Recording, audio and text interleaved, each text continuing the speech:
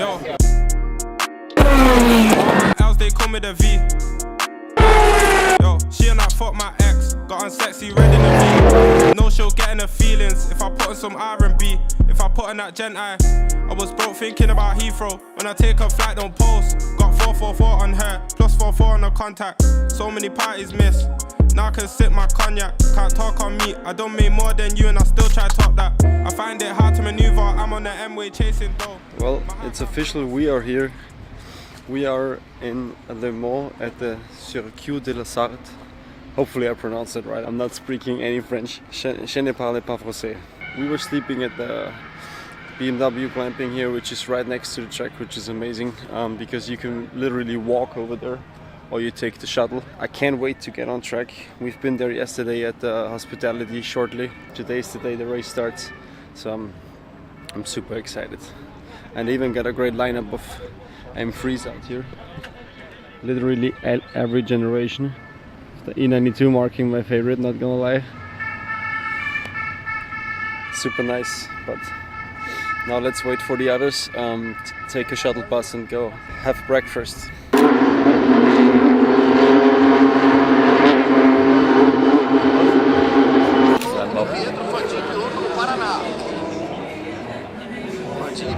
I found a legend. The legend of Nürburgring is now also at Le Mans. How cool is that? I feel like BMW is the only brand who would pull something like this off. And then score like fifth overall, they finish like fifth overall at the 24 Hours Nürburgring. Absolutely insane. Everyday hustle like William, I'm charging the chicken just for the verse, yeah. I get in that kitchen, I could go to work, I go berserk, yeah. Go out and get it, secure the city, can't sing like the Titanic. Bitch don't want my free band bandit. It's the East Orange side hustle. Orange. I will send you a pin of the parking that you go to where I pick you up.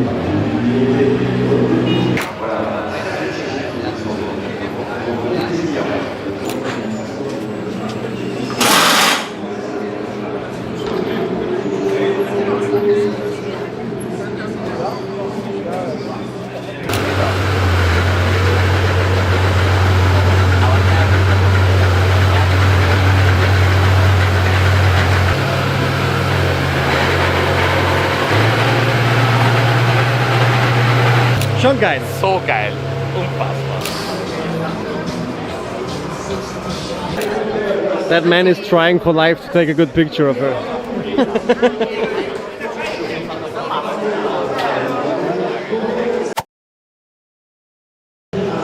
My opinion, still one of the sickest GT3 cars because of the scissor doors. That looks just so wild. Not gonna lie, walking through here feels pretty unreal. As a car enthusiast, and always just seeing the videos online, and now you're in the pit lane at Le Mans at 24 hours. It's like a dream come true. It's not like it is a dream come true actually.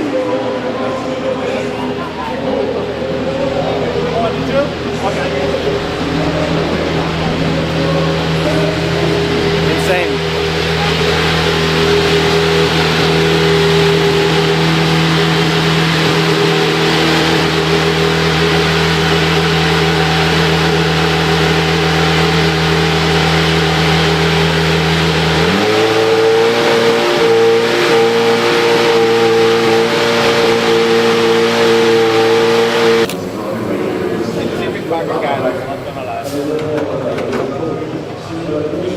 They had two rally engines they put together? Two rally engines together, two turbos, and then they went for it. Let's fucking go. Mr. Zettel, der Le Mans Info. Correspondence. Bro, voll so geil. Wieso? Hey, der hat doch nichts, warum fahrt er in die Box und dann kommt vorbei, quasi von der Kamera. Alles fehlt auf der Seite, alles. Things you are worried about on the car, maybe any parts that have been faulty in the past, or is everything going to plan and you're not worried about anything? Or is there any specific part that in the past has been troublesome? Yeah, the thing which is sitting between the seat and the steering wheel. As per usual, this is a problem every car has. Biological problem. This year we did Daytona 24 hours, Sebring. We did a 36-hour test, and I have to say we went through without issue. So it can happen. It can happen before the start. It can happen after a few laps. It can happen in the last lap. We've seen it, yeah. Yeah, thank you. It's like that. I mean, this you cannot prepare anymore. You come to a limit where you cannot prepare much more than what we did. Do you approach Le Mans differently than other endurance races? Because for most people it is the most iconic endurance race, or even the most iconic race in the world. With Le Mans you get this extra pressure, right? It's Le Mans. It's why the championship is existing, right? In WEC championship you are limited to, I think it's 48 or 50 now to run 2 cars. Those people are people which are directly connected to the car. Mechanics, engineers which are related with the laptop to the car. So it's about 50. I think here we are close to 200. The amount of people sometimes is not easy to manage. It's like that in the Mans, and we get used to it. Do you have some people working on both cars, or does every car have their exact same person? You mean on both category, or you mean on both cars in hypercar? Both cars in hypercar. So do you have some engineers that work on both? Here for this race, central position for strategy, then one single strategist for each car. Then you have the crew chief, the boss of all the mechanics. He's central on both cars. Do you think it would be better to have different classes like 10 years ago with GTE and Class 1 DTM cars, etc.? Or do you prefer the GT3 layout? Because from an enthusiastic point of view, like us, it's starting to become very repetitive no matter what track we're at. Yeah, but at the end it's so nice to be able to, for a manufacturer, OEM like BMW, it's they take their GT car, they go to Australia, they go to Japan, they go and they can fight everywhere. They can fight in Macau for a World Cup, they can fight in Suzuka for Intercontinental, they can fight in Bathurst, in Daytona, in Le Mans. I understand your point of view, but this is the way to go because it's not sustainable to have I mean, why we don't have Class 1? I mean, as a team, as a driver, it was super nice to run or to drive a Class 1 car. Of course it is, but it's not there anymore, and there is a reason for that. So you think that you prefer this layout? I like this layout because it worked. I would love to, you go to the museum, I don't know if you've been there, you should go. You see cars like the LMP1 from the past, you look at those cars, it's wow, it must be so nice. It must be nice, but it did not last. And when they were racing, there were 2 manufacturers.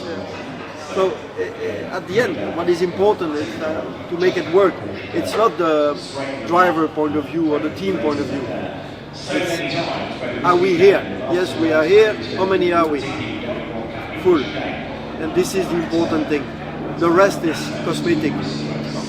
Okay, we're allowed to go on a grid walk now. We're gonna be at pre-grid before the 24-hour race starts. I'm excited.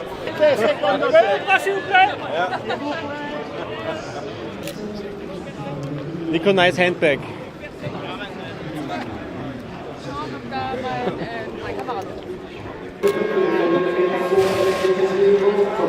Damn, you actually can't see shit. You actually can't see shit.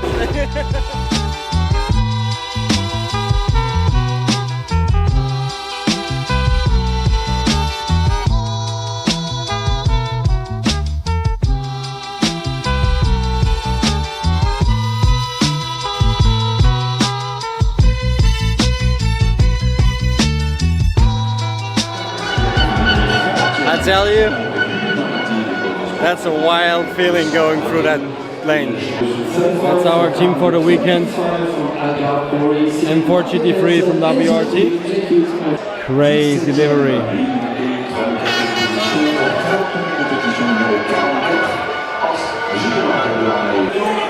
So not only hypercar, we also do GT3 this weekend.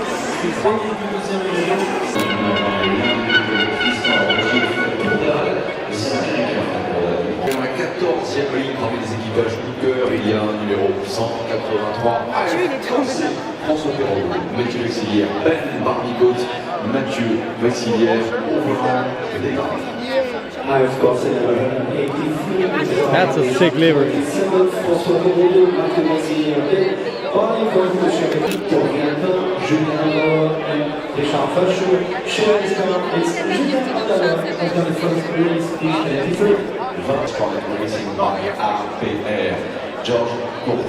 So we're slowly starting to get into the upper front rows, and I think that's the winner from last year.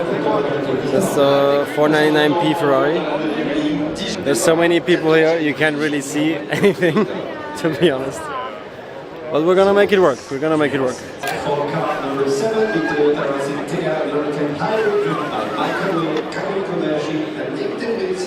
Also, I haven't asked yet, but they have very interesting, like, you see the tire pattern. I've never seen this before. I would be interested why that is. It looks like grip tape. Very interesting. And that's probably one of the wildest cars here. It's the AMR Pro Valkyrie.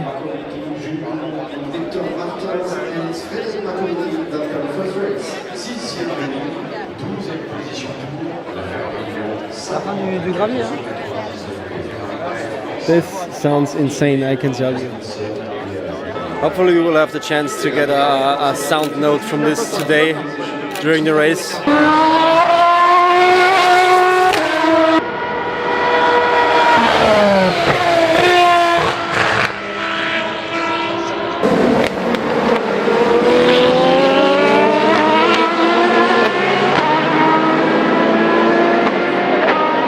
We finally made it to our BMW on pole position, hyperpole.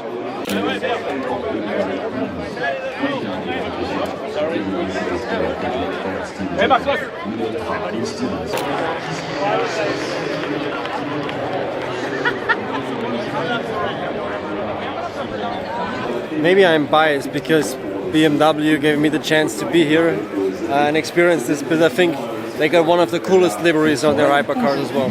So shout out to WRT, that looks pretty insane. But anyway, I think there's no sense of me trying to film anything more here because there's so many people that you can't really see anything. Look, that's my POV right now. Can't even spot a single car. I think I've never seen so many people in a grid box. There's more people than on the grandstand.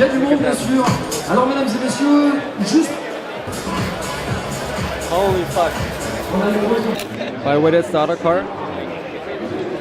P4. Also very good starting position. I love these guys. They've been doing this since the beginning of the grid walk.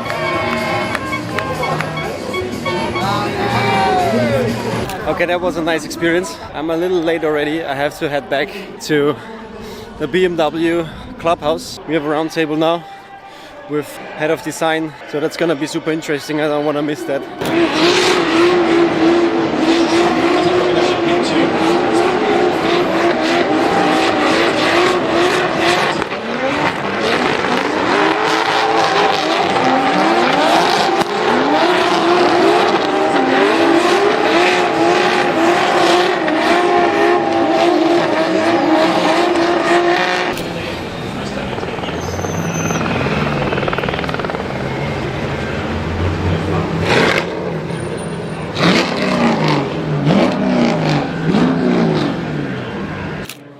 Wie ist das eigentlich? Wer entscheidet dann das finale Design? Weil das wird ja kontrovers sein. Einer wird es gut gefallen, einem nicht. Ist das das ganze Team oder Chef? Oder? Also es läuft so, wir laufen los mit, weiß ich nicht, Skizzen, Entwürfen. Dann gibt es eine Auswahl, die treffen ich dann, sage, okay, die 3 Entwürfe gehen weiter. Von den 3 Entwürfen bauen wir dann schon große Full-Size-Modelle, meistens auch in Schaum oder in Clay. Dann kommt mein Chef ins Spiel und dann wird es schon heiß, weil dann sagen wir, okay, jetzt gibt es eine Empfehlung, Modell A, B oder C. Und dann stehen die irgendwann mal da. Wir haben so eine, das heißt bei uns Penthouse, das ist eine Fläche, die ist geschützt, dann kannst du nicht reinschauen, aber du hast Tageslicht und du hast einen Abstand. Du kannst die auch, das sind Drehplatten im Boden, du kannst die halt immer drehen.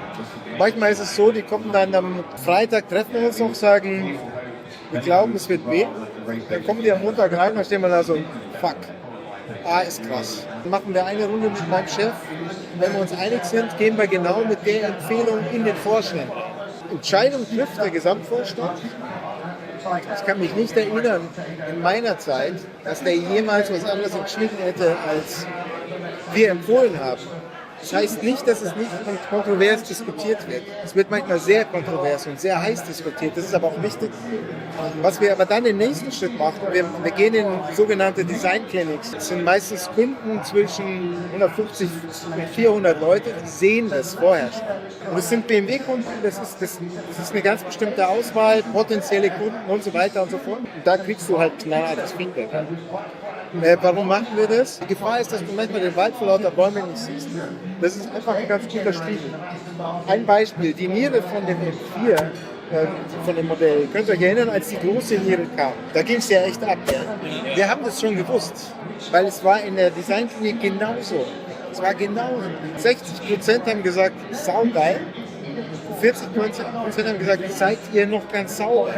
Wir haben bei uns eine Designpsychologin, weil manche Dinge machst du aus dem Bauch raus und du weißt eigentlich gar nicht warum. Ja? Und die hat uns genau erklärt, wie das eigentlich so läuft. Jeder Mensch, wenn er mit etwas Neuem konfrontiert ist, ist egal was, aber es ist auch tatsächlich im Design so, empfindet Unsicherheit. Unsicherheit sorgt für Ablehnung.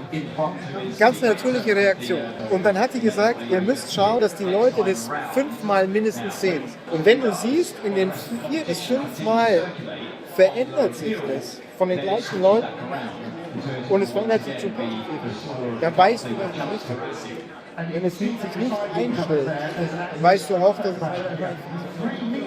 Aber was macht dann deiner Meinung ein zeitloses Design aus? Zeitlos hat sehr viel mit Technologie zu tun. Je weniger Technologie du siehst, desto größer ist die Chance, dass es zeitlos wird. Monitore, siehst ja relativ schnell immer, finde ich zum Beispiel. Oder ein altes Radio früher oder so. Geil, wie Bentley das gelöst hat, dass man reinträgt. Dieses Flippen. Ja, zum Beispiel so kannst du was zeitlos machen. Das ist geil. Das ist eine gute Idee. Also wenn du den Aspekt rauskriegst, ist schon mal nicht so schlecht. Ehrlich gesagt will es jeder Designer. Also jeder Designer sagt, eigentlich will ich was total Ikonisches und es muss so zeitlos. Es muss einfach so immer cool sein. Die Kunden machen es zeitlos. Die entscheiden, ob was ikonisch und zeitlos wird.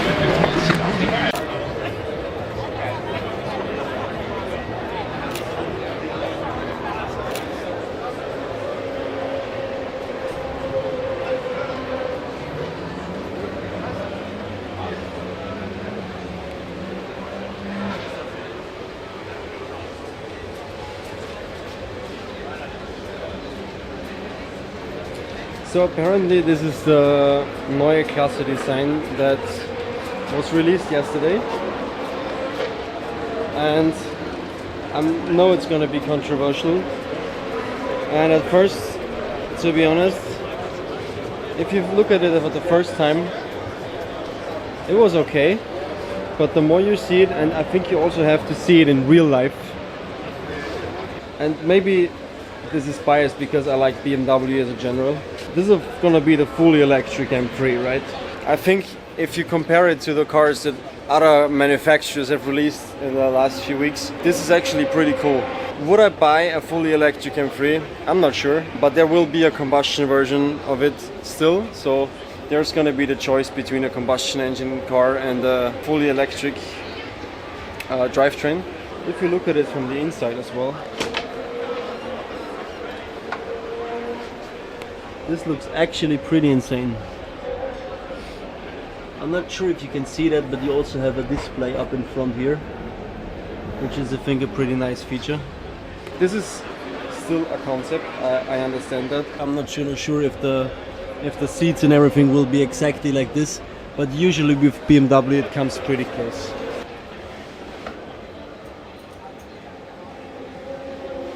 I really like that display in the front.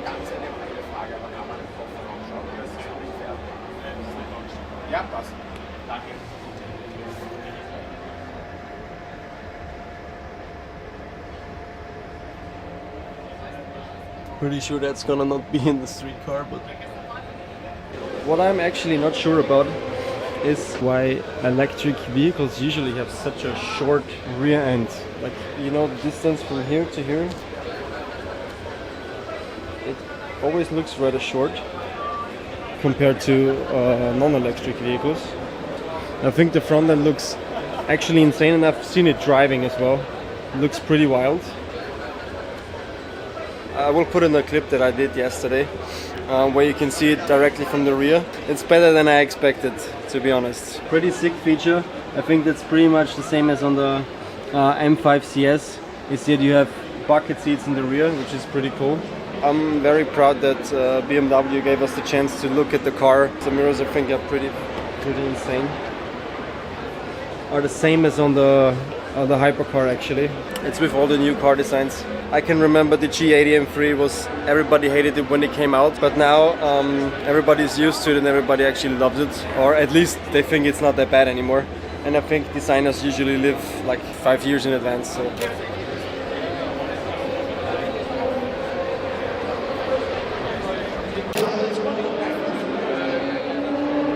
So we're gonna get a pit tour now for the BMW pits.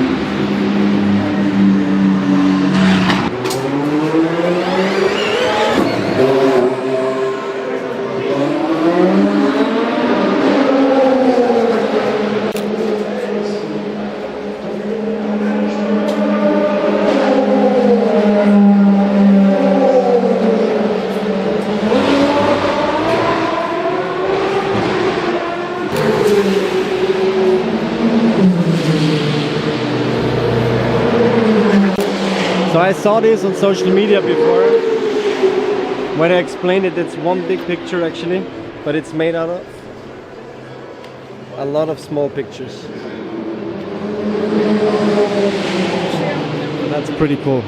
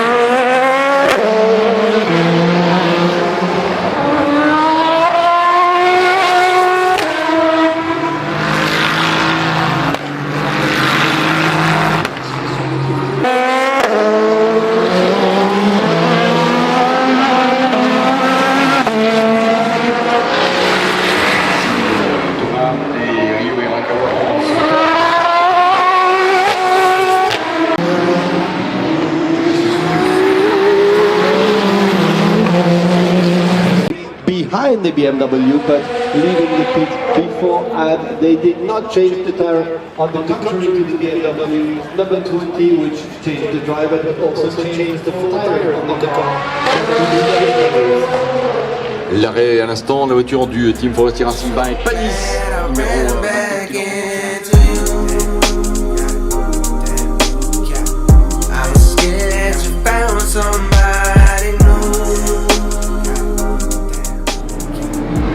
So we made it to one of the viewpoints now. That is at the first or second chicane of the Mulsanne Straight. I'm not 100% sure, but it's pretty cool to be so close on the track.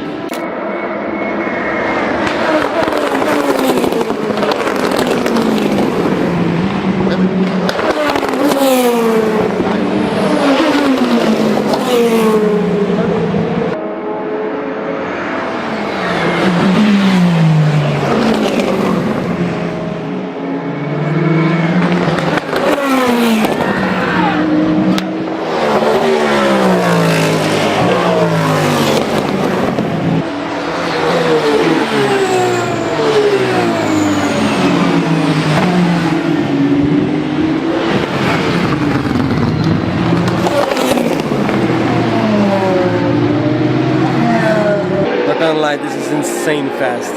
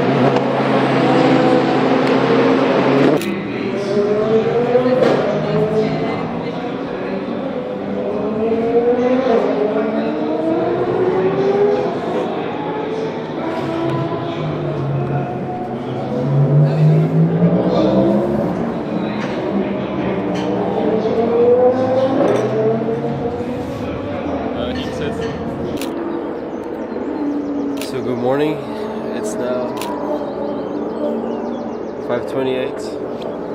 Yeah, it was a very short night. It was around 2 hours. But I see Johannes already coming over there.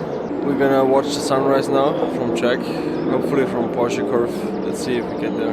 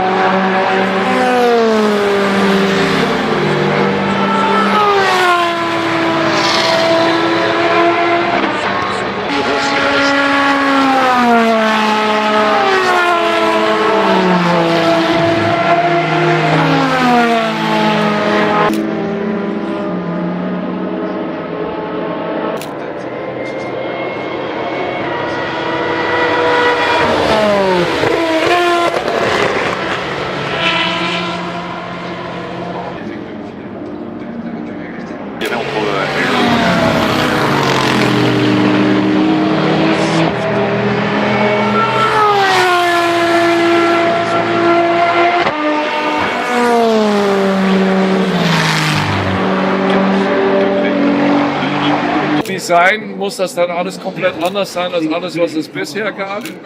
Oder bleibt ihr euch auch da treu und macht einfach Rennsport für die Straße und da geht es dann um, was für ein Fahrwerk ist drunter und ja, dann habe ich Breitbau, kenne ich von M3.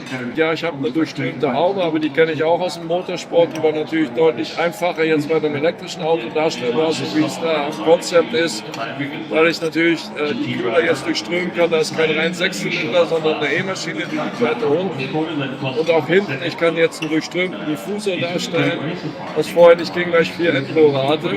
Also alles, was man am Auto sieht, ist Form, Follows, Function, lässt sich erklären aus dem Motorsport und ist nicht irgendwie herbeigedacht, sondern folgt einfach dem Zweck, dass das ein klassischer M3 ist, wie Motorsport auf die Straße bringen soll.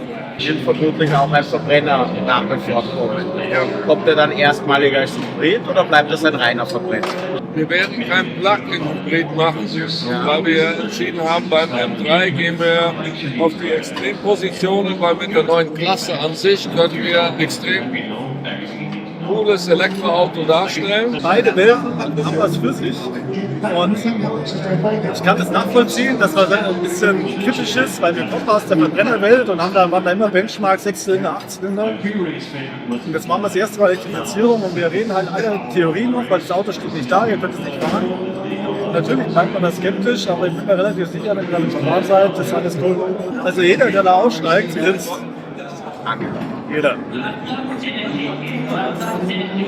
Wird es wieder angedacht, einen Touring zu bauen von neuen Klasse? Also da kann ich nur sagen, wenn die Tourings weiterhin so erfolgreich bleiben, wie sie im Moment sind, ist es natürlich für uns auch ein Zeichen zum Thema, wie ist die Nachfrage und wie ist die Emotion zum Thema Touring. Und wir sind im Moment bislang sehr happy mit M3 Touring und M5 Touring. Und wenn es so bleibt, ist es natürlich für uns auch ein wichtiger Impuls in Richtung Zukunft. Was ist das Lieblings-BMW M-Modell? Oder BMW-Modell, sagen wir so, Z8 oder ist das was Modernes, was Klassisches, 507? Also der Z8 hat auf jeden Fall bei mir ganz weit oben die Liste. Ich habe einen, der fährt sensational, M5 Motor, Akkuschaltung und aus der aktuellen Flotte ist es für mich immer als Daily Driver ein M4 und zum richtig Spaß haben der M2. CS aus. Ich habe 6 Kinder. Okay, gut. Die Frage stellt, welches von den 6 ist dein Lieblingskind? Da wäre meine Antwort, es hängt vom Tag ab. Und das ist bei den Autos genauso. Es hängt davon ab, wo bist du gerade drauf, wo bist du hin? Und ich sag mal, wenn ich jetzt von München nach Le Mans fahre, wäre glaube ich ein M5 Touring gut, weil ich habe Gepäck dabei ohne Ende. Allerdings hier vor Ort hätte ich lieber wieder einen M2 oder einen M2 CS, weil auf den Straßen nimmst du dann gern wieder einen anderen, weil du sagst, hier habe ich mehr Spaß mit einem kleineren Auto in den engen und so weiter. Da nehme ich lieber einen M3, einen M4 oder einen M2. Deshalb kann ich sagen, das ist das eine Auto, das mir am besten gefällt. aus der Historie heraus natürlich der M1, weil mit dem Auto hat einfach die History angefangen. Den Z8 mag ich auch, aber wie gesagt, ich kann mich jetzt nicht auf einen festlegen. Kommen Sie jetzt Supersportwagen irgendwann? Das ist eine gute Frage. Wir versuchen es schon seit längerem zu beantworten, weil wir sind ja alle Racer und werden einen machen, aber irgendwie hat es nie gepasst. Ich sage nicht daran, dass wir nicht wissen, wie es geht, aber ich sage immer daran, auch wie heute wieder. Der Kollege hier muss 35 Autos in Serie bringen in den nächsten 2,5 Jahren. Das heißt, ihm ist gerade nicht langweilig. Aber wir denken immer wieder darüber nach. Also ihr wollt es so sehr wie wir. Ja. Klar, das muss halt irgendwie passen. Wir bauen es nicht, damit wir auch noch einen Supercar haben, aber wir bauen es, weil wir es einfach wollen. Ja, weil es geil ist. Ja, weil es geil ist.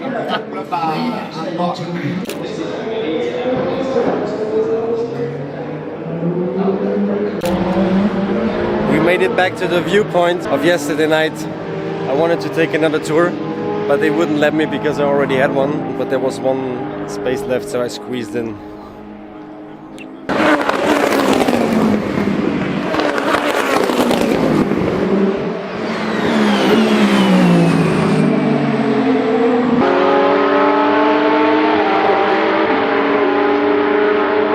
And of course we also made it to the other spot again. I'm super happy because I wanted to film it on daytime and nighttime. And we made that happen now. So thanks for BMW. They could be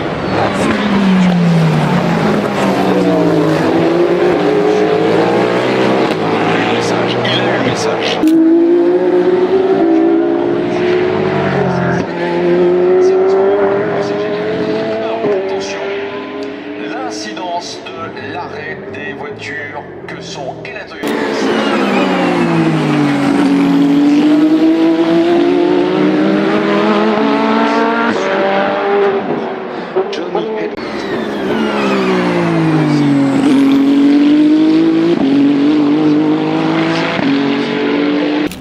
So it's about 3 p.m. now. It's 1 hour left in the race.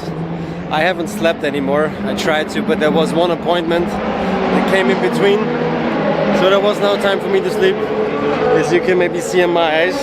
But that's alright. We're gonna go on the grandstands now because that's one spot I've not visited yet, and I think you should visit it once if you're here and you have the chance. Let's watch some cars go fast on start-finish line.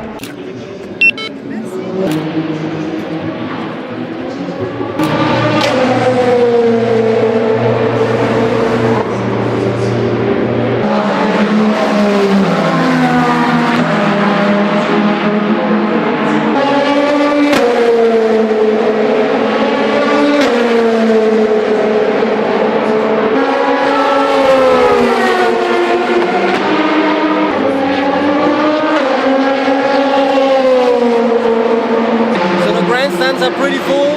Everybody's waiting for the finish because that's gonna be in like half an hour. Unfortunately, I can't film that here because I have to give back the ticket before that. Of course, it would be great to watch the finish of the race from the grandstands, but hey, that's okay. At least I can be here and film some stuff now. To stand here after all these videos I've been sharing and experiencing a 24-hour race by myself, it's quite unreal, to be honest. Big shout out to BMW.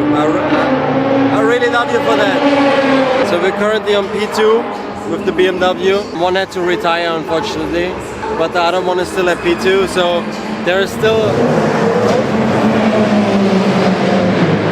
hope for P1. Let's hope for the best. Fingers crossed.